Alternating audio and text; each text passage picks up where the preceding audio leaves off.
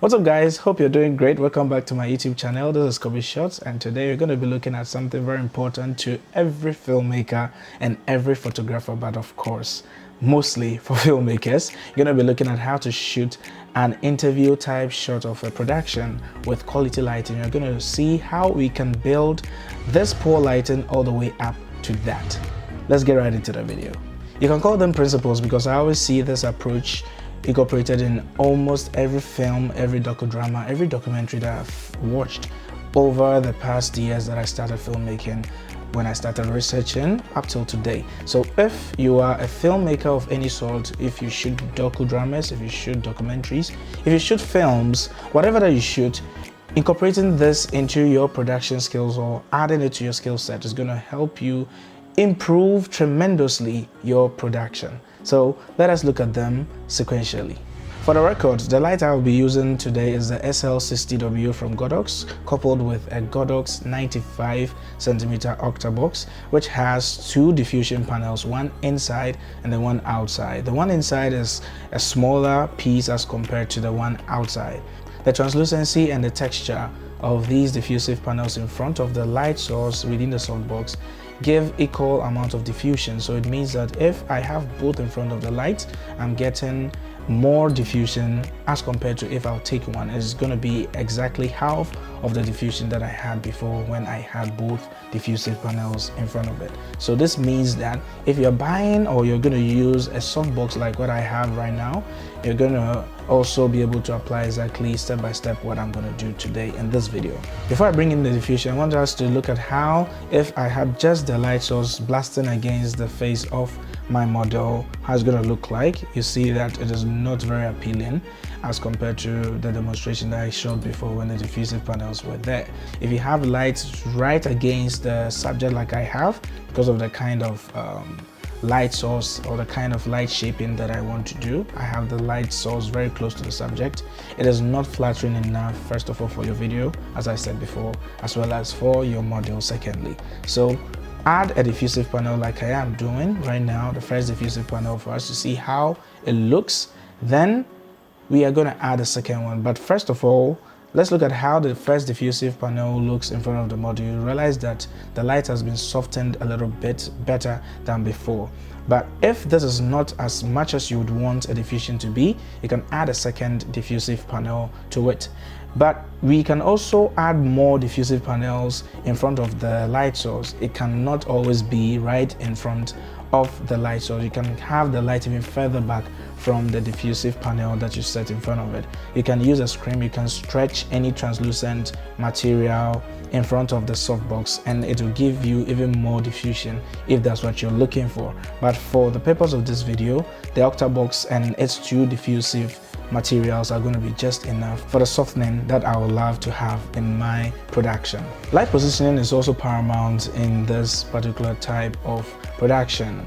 So if you are shooting a person, make sure that you have the light blasting from directly opposite the lens.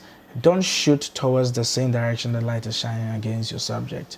Otherwise, you don't get this three-dimensional feel just like you see in the video. But if you have the light blasting against the direction of the lens, then you see how best it shapes around the subject. But be very mindful about how you position the light. You can move it according to how you feel and how much contrast that you're looking for. But if you want it to wrap around the subject even further, then you add more diffusion as much as you want, because more diffusion means more softening. And so add more diffusion if you feel like the contrast is built up too much. So essentially with this tip about light positioning, never have your light shining towards the same direction the lens is pointed. Have the light on the opposite side of your subject, having your subject in the center, having the light shining right towards the lens, and this is going to help you achieve the same look that you see in this video. And this is what you normally see in most documentaries and most Hollywood films that we watch. And in turn, this is going to make you and your production look very, very professional. The choice of background is also very important in interview production. And so if you see in my demonstrative video that I have a dark background, is because of my own preference. You can choose any background that you desire. But with the purpose for this particular video, I use my interest, my my preference and what I feel about my videos. I love a lot of contrast. If you've been a staunch follower of my productions, you definitely might have noticed that I love to work with a lot of contrast. So in this video, for instance, you realize that the background is very dark and the subject is wearing a kind of orange, eggshell kind of color with the costume, and she actually stands out. Plus her skin tone, she's not as dark as I am, but even though I'm shooting also in this video, as you can see, it clearly proves that I really love contrast. And she is in this particular dark background and she actually stands out because of the light source, the positioning, and everything that we've spoken about since the beginning of this video. And in the background, I place a light that is called an accent light. An accent light is any light that's included in the frame of the shot that influences or does not influence the light against the subject, but as long as you see it in the background or in the frame, it is called an accent light. So this accent light is used to complement the shot that I have right now, so that my background, even though it is dark in contrast and very dark, you don't see nothing, it still yields some kind of character with the accent light. And that's the sole purpose why I placed that light back there. You can choose whatever light. You can use a lamp like I have in the background right now, or you can use the light that I'm having right now, or any sort of light. You can use these Christmas lights that goes along on wires and all that. You can create any sort of accent light with any light source. So use an accent light to bring character into your shot from the background, and it will help make your production also seem very beautiful. If you may have seen it or not, together with the accent light or before the introduction of the accent light, I may have brought this light introduced into the frame, but you may have not noticed it. But if you did, great work. But let me show you where exactly the light is going to come from. It's going to come from, of course, off the frame or out of the frame, but it is introduced as a very warm kind of light, which is very subtle because I decided not to make it as pronounced. But it helps also to furthermore separate my subject out of the background. You can choose to incorporate this every time you shoot an interview type production or not. It depends on what you're looking for.